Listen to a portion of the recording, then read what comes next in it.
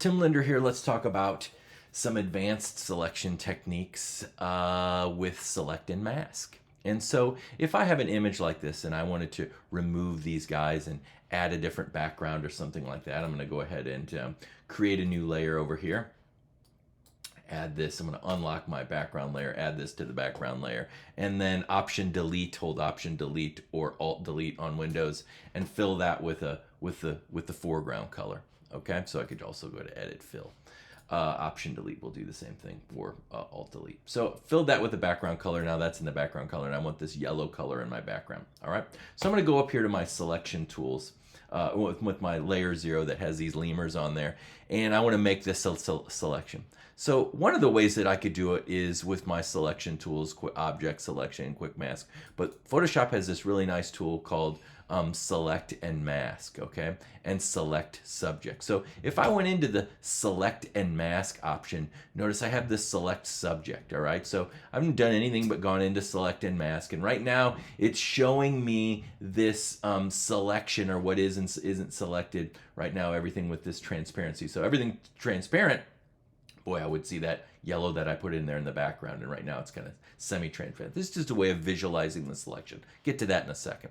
So let's say I want to select my subject. I could just click Select Subject, but another option that I might want to choose up here is Cloud. If you're on the internet and you have time to upload it to Adobe's cloud service to make the selection, you may want to do that, because it's going to put the full force of their servers into the selection and probably make a nicer selection for you than just using the processing power of your individual computer that you're on. So if I choose Cloud, it's going to upload this image to Adobe. Adobe's going to take a look at it on their servers, and then make this selection. And boy, look at that selection. Let's see it with full there. I'm like, boy, it really made a nice job of making this selection and removing the hair from the background. Now I can also come in here and view this in different ways. Right now I'm just looking at it with transparency. So my selection has become 100% transparent, and I'm seeing that yellow in the background. But I could also look at it through marching ants, or I could look at it through like a quick mask red overlay, or I could see it on black, and if I change this all the way, I see what that looks like on a black color or on a white color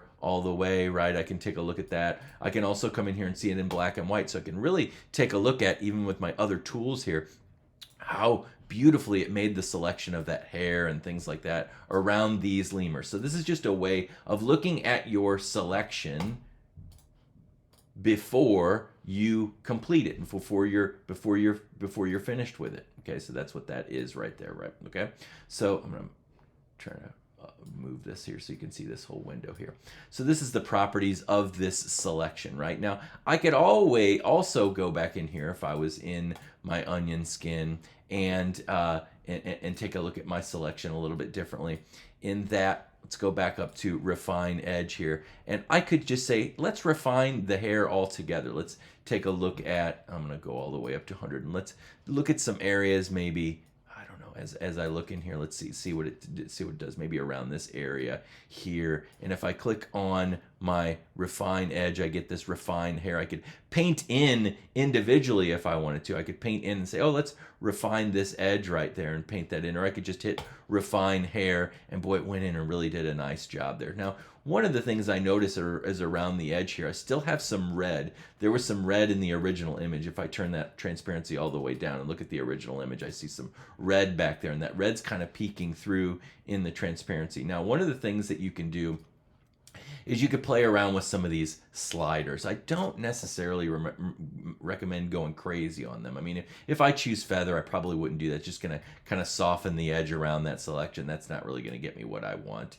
I could smooth it kind of more locally around those sort of areas to get smoother. That's not really doing a lot.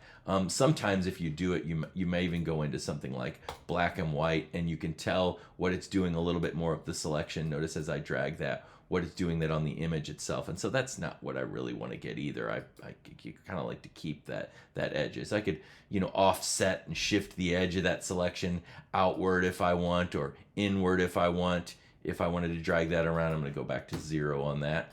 So you could drag some of these sliders around. You could also change the edge detection and how much around the edges you're trying to detect. You could do that. But really what I want to do is I'm going to go back up here to onion skin, and one of the things that's really handy down here is like, what am I going to be creating right now? Right now it's going to be outputting to a layer mask. That's great. It's going to output to the layer mask. We're used to using layer mask. It's non-destructive. I could always come back here and make the adjustment.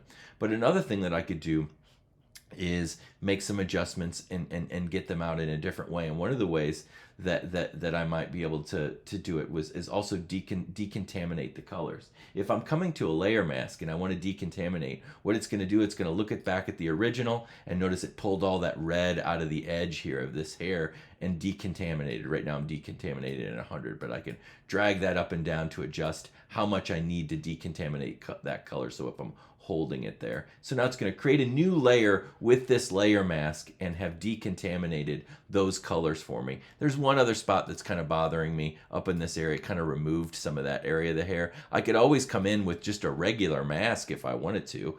Get a little bit smaller brush, and I could paint that in softly if I wanted to. However I wanted to go about painting that mask back in or refining that edge, I could do that holding option and bringing that back in or getting rid of it. So I could work with these tools to adjust my selection however I want in that edge to get back what I needed and choose okay when I'm finally done. And now I'm back to my image there. I've got that background. I've got a new layer with this layer mask that I could still go back in and adjust. Maybe I didn't really like how I did that. That just doesn't look really great at all. I could still go in with my layer mask and get a nice kind of soft edged mask here. Whoop, wrong color. And kind of fixed and softened in that little area there of that hair if I wanted to do something like that, right? So I could fix the area that I kind of messed up. And so now I've got that nice background removed with this advanced selection tool that I could always go back in and out of with my properties, or if I double click, I can go back into the select and refine area as well.